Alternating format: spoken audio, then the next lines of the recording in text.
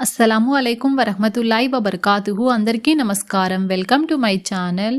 అందరూ ఎలా ఉన్నారు? అందరూ ఆరోగ్యంగా సంతోషంగా ఉండాలని మనస్ఫూర్తిగా కోరుకుంటున్నాను.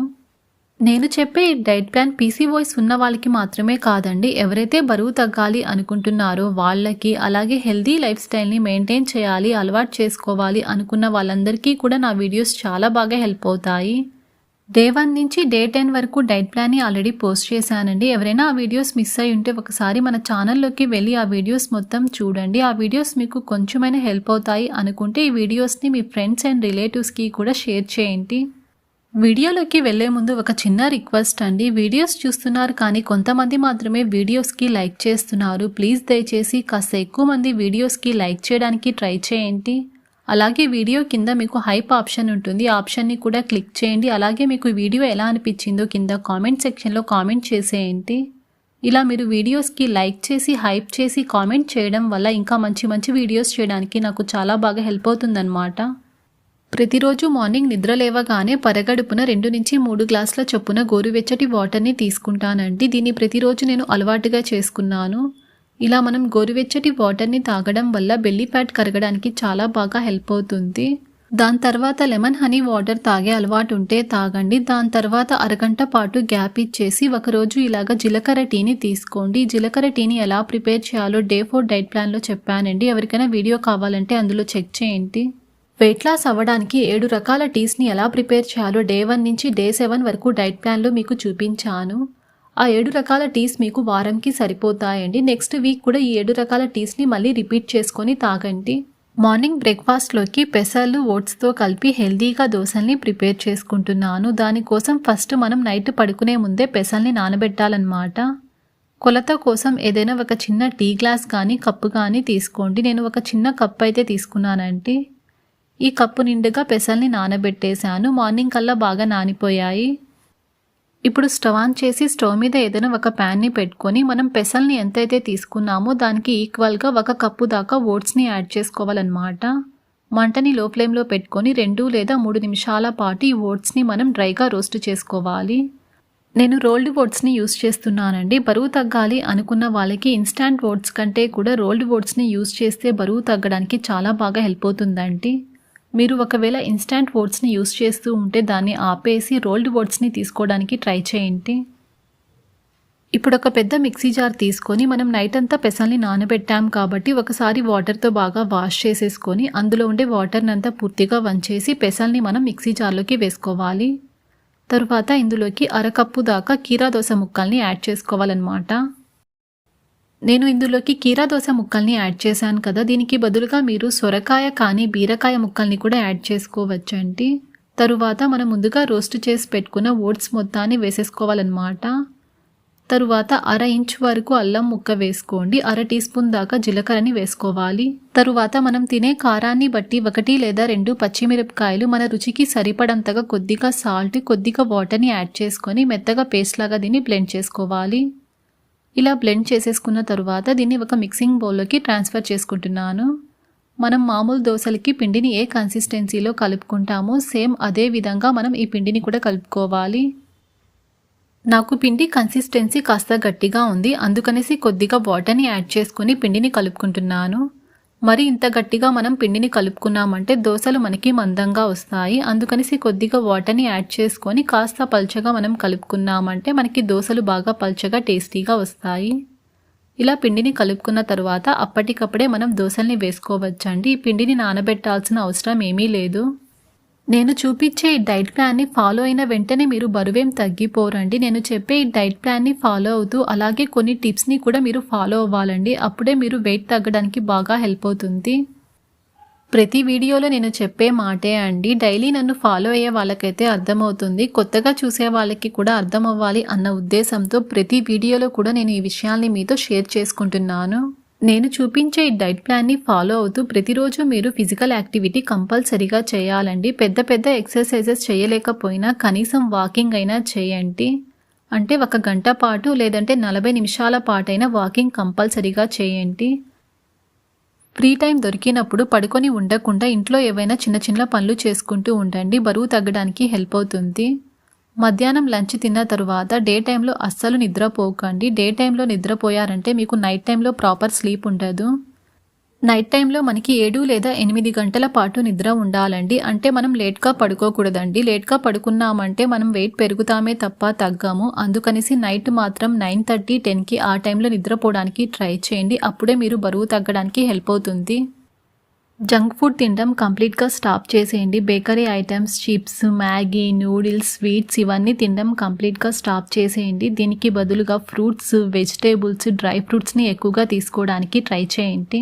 అలాగే నైట్ టైం డిన్నర్ కూడా మనం ఎర్లీగా తినేయాలి. అంటే 6:30, 7 లోపు ఫినిష్ చేసేయాలి. ఇప్పుడు నేను చెప్పిన టిప్స్ అన్నీ మీరు ఖచ్చితంగా ఫాలో అయ్యారంటే ఖచ్చితంగా బరువు తగ్గుతారండి. బరువు తగ్గడం పెద్ద కష్టమేం కాదు, చాలా సులభం. ఈ దోశలోకి నేను కొంచెం లైట్గా ఆయిల్ని యాడ్ చేసుకొని దోశని కాల్చుకుంటున్నానండి. బరువు తగ్గాలి అనుకున్న వాళ్ళు కాస్త ఆయిల్ని తగ్గించి వాడండి. ఈ దోశ పైన కొద్దిగా క్యారెట్ తురుముని, బీట్రూట్ తురుముని కూడా యాడ్ చేశాను. ఇలా మనం దోశని 2 వైపులా కాల్చుకుంటే అంతే అండి, మనకి దోశ రెడీ అయిపోతుంది. మార్నింగ్ బ్రేక్ఫాస్ట్లోకి ఈ దోశల్ని 2 వరకు తీసుకున్నాను. ఈ దోశలోకి కొద్దిగా టమోటా చట్నీని యాడ్ చేసుకున్నాను. తర్వాత సలాడ్స్ కింద కొన్ని కీరా దోశ ముక్కల్ని, క్యారెట్ ముక్కల్ని యాడ్ చేసుకున్నాను. మీరు తీసుకునే ప్రతి మీల్లో కంపల్సరిగా ఇలాగా సలాడ్స్ని పెట్టుకొని తినండి. ఇలాగా మనం పచ్చిగా తినడం వల్ల మన శరీరంలో గుడ్ బ్యాక్టీరియా బాగా డెవలప్ అవుతుందండి. అది మన గట్ హెల్త్కి చాలా మంచిదన్నమాట. మార్నింగ్ బ్రేక్ఫాస్ట్ నేను 9కి ఆ టైంలో ఫినిష్ చేసేసానండి. తరువాత 11కి ఆ టైంలో నేను ప్రతిరోజు లెమన్ చియా సీడ్స్ వాటర్ని తీసుకుంటానండి. దీన్ని ఎలా ప్రిపేర్ చేయాలో డే 1 డైట్ ప్లాన్లో చూపించాను. ఎవరికైనా వీడియో కావాలంటే అందులో చెక్ చేయండి. బరువు తగ్గాలి అనుకున్న వాళ్ళు ప్రతిరోజు మీ డైట్లో కంపల్సరిగా ఏదో ఒక రూపంలో చియా సీడ్స్ని అయితే తీసుకోండి. ఇది బరువు తగ్గడానికి చాలా బాగా హెల్ప్ అవుతుంది. మార్నింగ్ బ్రేక్ఫాస్ట్ చేశాక మధ్యాహ్నం లంచ్కి మధ్య గ్యాప్ ఉంటుంది కదా, ఆ గ్యాప్లో మీకు ఏమైనా ఆకలి అనిపిస్తే ఏదైనా ఒక ఫ్రూట్ తీసుకోండి. అంటే క్యాలరీస్ తక్కువగా ఉండే ఫ్రూట్ని మీరు చూస్ చేసుకోవాలి. ఒక చిన్న యాపిల్ ముక్క కానీ, జామకాయ ముక్క కానీ, అరకప్పు దాకా పపాయ ముక్కల్ని కానీ తీసుకోవచ్చు. మధ్యాహ్నం లంచ్లోకి కొర్ర బియ్యంతో నేను రాగి ముద్దని ప్రిపేర్ చేసుకుంటున్నాను. దానికోసం మార్నింగే నేను 7కి ఆ టైంలో కొర్రల్ని నానబెట్టేశాను. ఒక చిన్న కప్పు దాకా కొర్రల్ని నానబెట్టేశానండి. కొర్ర బియ్యం మనకి 4 లేదా 6 గంటల పాటు నానాలండి. నానకుండా మనం ప్రిపేర్ చేసుకున్నామంటే రైస్ అంత టేస్ట్ బాగుండదు. తక్కువ అంటే 4 లేదా 6 గంటల పాటు నానాలి. ఈ రాగి ముద్దని ప్రిపేర్ చేయడానికి ఫస్ట్ ప్యాన్లోకి ముందుగా నానబెట్టుకున్న కొర్ర బియ్యంని ఒక చిన్న కప్పు దాకా వేసుకుంటున్నాను. ఏ కప్పుతో అయితే మనం కొర్ర బియ్యాన్ని వేసుకుంటామో అదే కప్పుతో 6 కప్పుల దాకా వాటర్ని యాడ్ చేసుకోవాలన్నమాట.